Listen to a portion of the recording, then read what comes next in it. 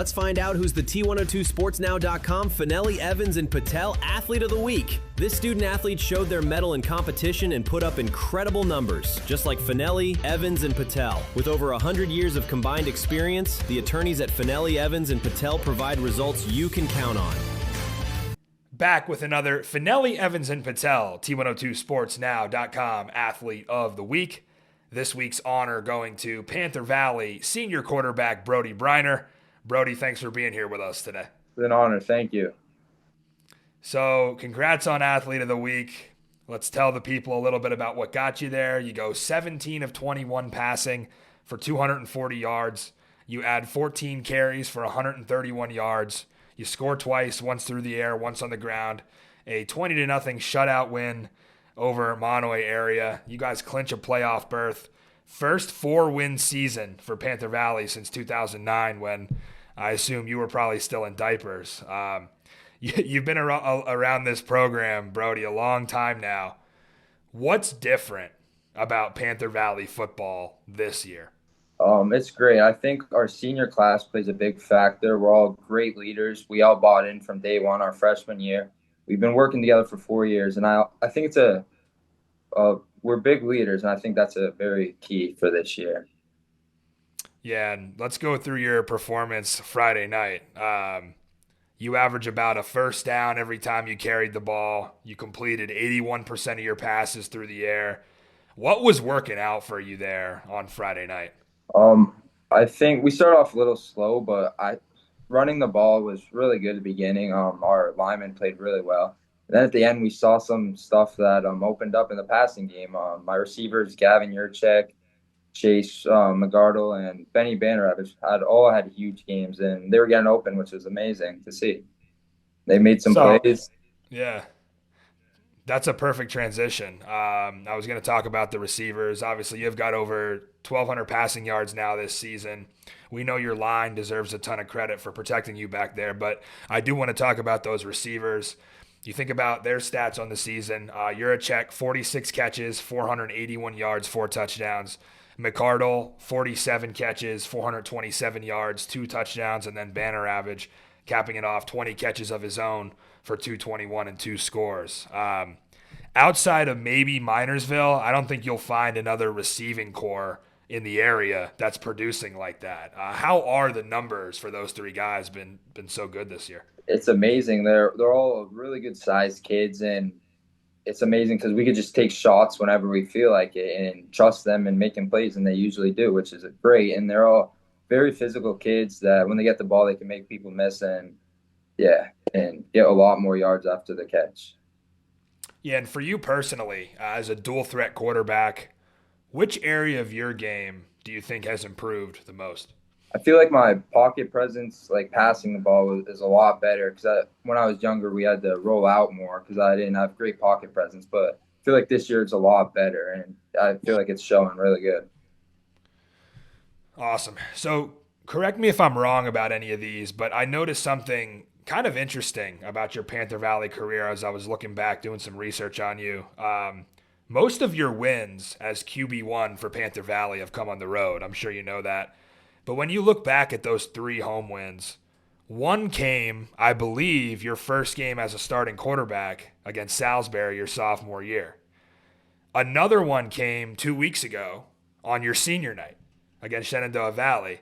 And then the one in between, junior year against Pine Grove, a game you probably wish you could forget, the one you get hurt and you miss the last 6 games of your junior year. So you've had really an emotional roller coaster playing in that stadium over the years. And when you go back and reflect on your time as QB1 for Panther Valley, are those home wins kind of the moments that are going to stand out the most, or what do you think you'll remember most about your time? Yeah, definitely. I feel like the home wins, nothing you can't beat it. I mean, the home crowds here, the whole community's here. It's amazing. Like you said, last year when I got hurt, it was the worst feeling ever. But I also had my first career start and my last game ever here, both wins. So it's amazing. It's a turn of events, I could say. Yeah, I don't think a lot of players would get to say, hey, that the home wins I got, I remember them each, for different reasons, some for bad, some for good, but it's kind of almost like a movie script. in that sense. Let's get into your background as an athlete here a little bit. Let our viewers know here what other sports you play and which one is your favorite.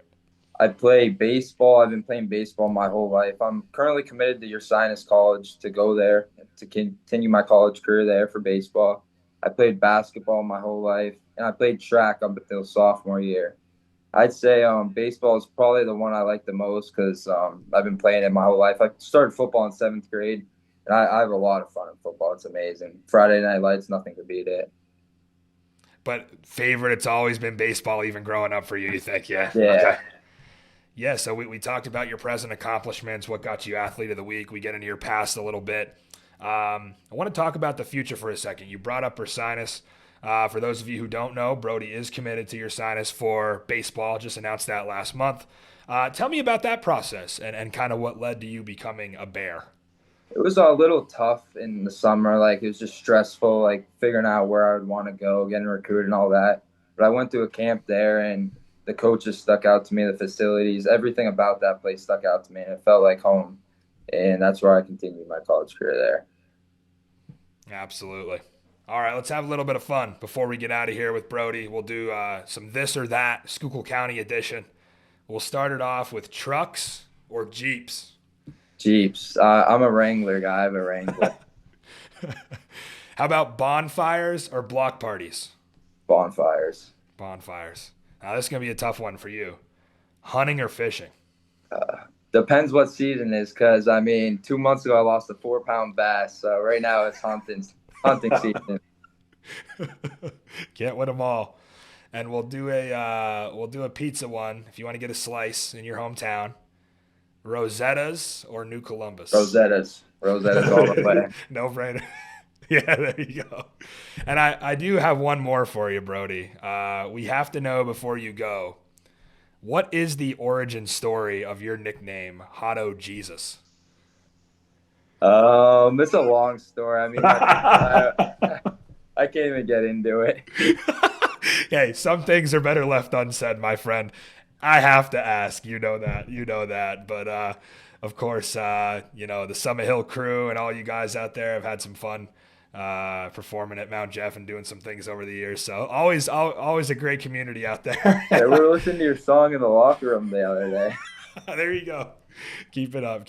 Special connection out there with the crew. So that is Brody Breiner, our T-102 Sports Now, Fanelli, Evans, and Patel Athlete of the Week.